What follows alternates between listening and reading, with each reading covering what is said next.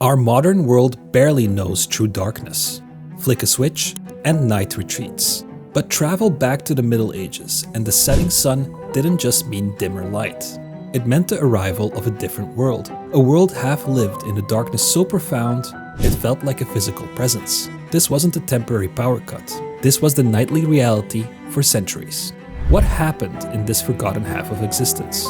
What fears, routines, and strange freedoms did the medieval night truly hold? Let's extinguish the modern glow and explore the authentic, often terrifying, and deeply unfamiliar world of the medieval night.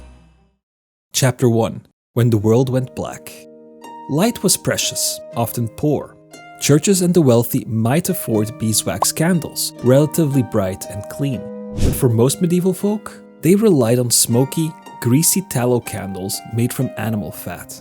Or dimmer yet, rushlights, reeds dipped in kitchen fat. Indoors, the main light often came only from hearth fire, casting huge, flickering shadows and leaving corners in near total blackness. Even basic indoor tasks, like distinguishing coins, became difficult in this pervasive gloom. Outside, the world transformed into a hostile landscape. Cities like medieval Paris or Tours weren't just towns, they were fortresses that bolted their massive gates shut at sunset, a nightly severing of town from country. Being caught outside meant facing unlit, treacherous streets, often slick with waste in the absence of proper sanitation. Historian Jean Verdon paints a grim picture, describing the narrow, winding alleys as cutthroat lanes, where an unwary traveler might easily meet a grim end. Accidents, falls into unseen ditches, tumbles from steps were commonplace. Even the night air itself was suspect. Many believed that noxious fumes descended with the dark, bringing sickness and plague. A fear historian A. Roger Eckerich has documented for later periods drawing on medieval roots. Chapter 2. Demons After Dusk. This physical darkness was fertile ground for fear, both rational and supernatural. Night was considered the devil's prime time. Demons weren't just abstract concepts, they were believed to actively roam the world after dark, sometimes even physically attacking saints like Anthony in their cells, according to hagiographies. The night was populated by specific terrors. Ghosts, the revenants, were a major preoccupation. Were they souls needing prayers, like the spirits Saint-Germain reportedly encountered in a ruined house? Or were they malevolent, like the terrifying spectral army, described by chroniclers like Orderic Vital, believed to ride through the night bringing misfortune? Belief in werewolves was deeply rooted, especially in areas near forests. Figures like Burchard of Worms in the early 11th century addressed the common belief that certain people could transform into wolves, imposing penances for holding such views, suggesting how real this fear was. And witches, even though the great hunts came later, were already feared in the Middle Ages.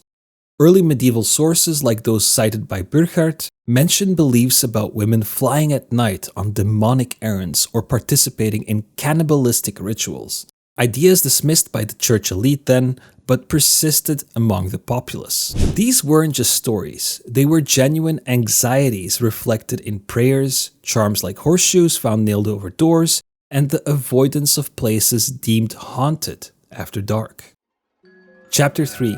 Locking down the night. Medieval society wasn't helpless. It developed strategies. Cities relied on high walls and locked gates. Curfew bells ordered people indoors, usually around 7 or 8 p.m., depending on the season, signaling fires to be covered.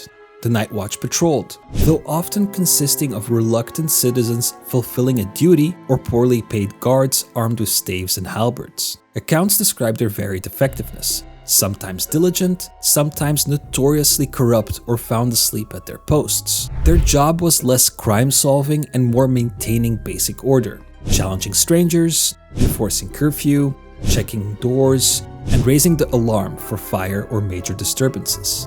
Laws reflected the heightened danger. Specific examples show crimes committed by night carried significantly harsher penalties, sometimes double those for daytime offenses, because the darkness implied malice and premeditation. Individuals secured their homes like miniature castles. Doors were barred, perhaps with simple wooden bolts or more complex iron ones for the better off. Windows were shuttered tight. Weapons, from swords for nobles to simple clubs or farm tools like axes for peasants, were kept within reach. Watchdogs were indispensable, their barks a vital warning system in the quiet dark. And finally, nightly prayers sought God's protection against the myriad of perils. Chapter 4: Bedtime Battles. Bedtime involved practical rituals against the night's threats. Securing the house was paramount. Then came the nightly struggle against pests. Advice found in texts like the 14th century Le Ménagier de Paris details methods for dealing with fleas and bedbugs using sticky traps, specific cleaning methods, or even fumigation with herbs. The hearth fire needed careful banking to preserve embers without setting the often flammable house ablaze. Chamber pots were the norm for sanitation, avoiding going outside at all costs. Most medieval people slept naked, making warmth a critical issue. Heavy blankets, furs, or simply the shared body heat of communal sleeping were essential. Nightcaps were common protection against drafts and cold. Before fully trusting themselves to sleep, prayers were offered, seeking divine safeguarding from physical harm, demonic influence, and terrifying nightmares. Jean Verdon emphasizes the importance placed on these nightly pleas for protection, sometimes invoking specific saints believed to have power over nocturnal evils. Children, often sharing the parental bed despite the risks of suffocation, might be soothed with lullabies that, while comforting, sometimes carried themes reflecting the life's hardships and the need for divine protection. Chapter 5: Waking at Midnight, the Lost Rhythm. Medieval sleep itself followed a pattern largely lost to us: segmented sleep. People typically went to bed early, slept for several hours in their first sleep, then woke naturally around midnight for the watch.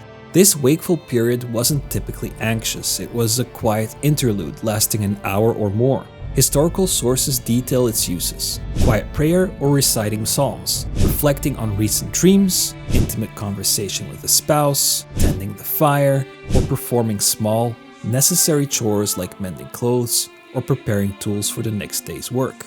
It was a unique, still space in the night. Afterwards, people returned to their bed for their second sleep until dawn. This pattern, meticulously documented by historian A. Roger Eckhart, was the standard for centuries.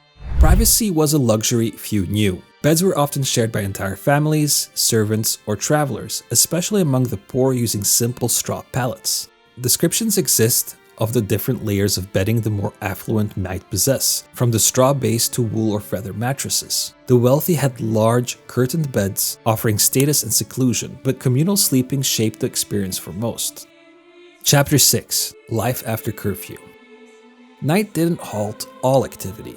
Essential trades like baking had to continue. Monks rose for their demanding night offices. While many craft guilds strictly forbade night work due to poor light and risk of shoddy workmanship or fire, necessity often forced artisans to labor late by candlelight, sometimes with special permission for urgent tasks. Women's domestic work, particularly spinning and weaving, filled countless dark evenings.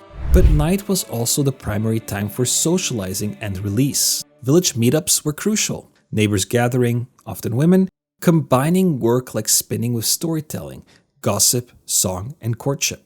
Records tell of young men sometimes visiting communal huts hoping for romance, sometimes leading to brawls with local youths defending their territory.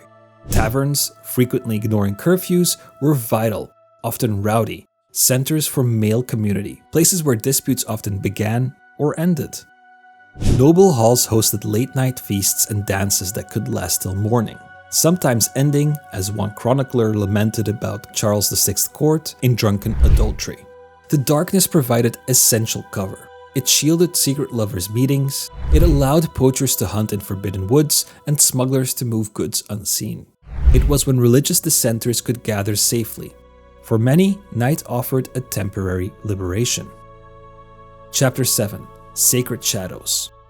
Amidst the fear, the medieval night held deep spiritual resonance. The profound quiet, the solitude, the feeling of vulnerability, these were seen as uniquely conducive to prayer and connecting with the divine. we find accounts of lay people, like the pious Queen Clotilde, rising during the night for private prayer, or nobles seeking out quiet chapels. Monasteries explicitly built their spiritual practice around the night, with the long vigils of the night office seen as a crucial battle against spiritual darkness and a time of heightened communion with God, chanting psalms in the near darkness of the church. For some medieval mystics, influenced by figures like Gregory of Nice, the experience of darkness itself wasn't just absence of light, but a potential path, a challenging but necessary passage through spiritual desolation towards divine understanding. So, the medieval night was a world shaped by profound darkness, filled with unique fears, rhythms, and adaptations. It dictated sleep, structured work, and community, and colored spiritual life in ways almost unimaginable today. Hope you enjoyed this look into the medieval shadows. If you did, please hit like and subscribe. Check out my sources below. See you in the next one.